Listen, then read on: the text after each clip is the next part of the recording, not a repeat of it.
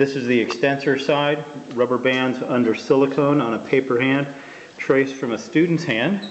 And now we're getting ready to flip the hand over and do the flexor side.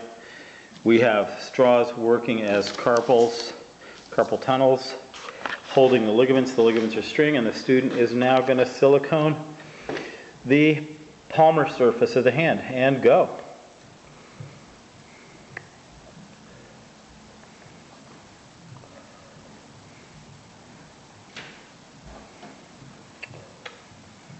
It's a little trickier to do the icing on this side because the straws are in the way, whereas yesterday the straws are not there, and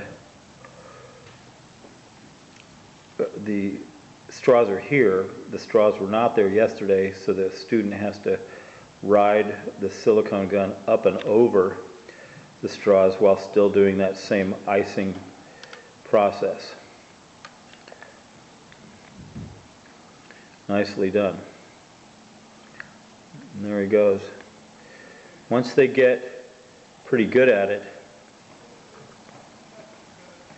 it actually moves along quite quickly. The students have a variety of facility with this pretty tricky manual skill. This particular guy engineered a very nice hand with really good flexibility.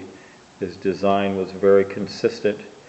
His knuckles all bent very, very well and very uniformly, and he clearly has a facility for using the silicone gun.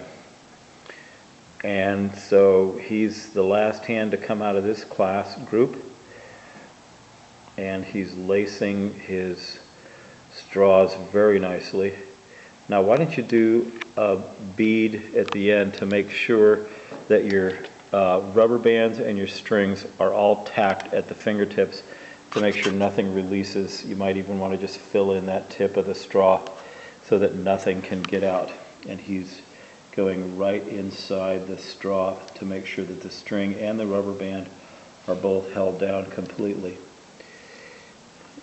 And then if you wanted, you could actually put a little webbing in between the fingers.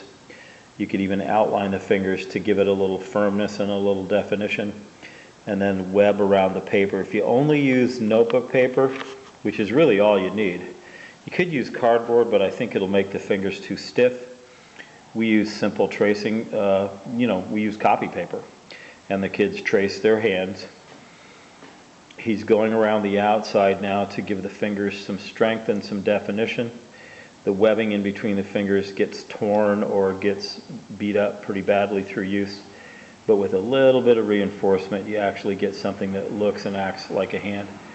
And when they're done, it weighs about a pound or so, and it feels like it weighs about what a human hand weighs. I would go ahead and outline this outside of your hand and then stop just where we think our carpal tunnel is going to be, and I would run one over the end of the straws, and you're all done. Thanks, buddy. Good job. Great project. The kids loved it. Over and out.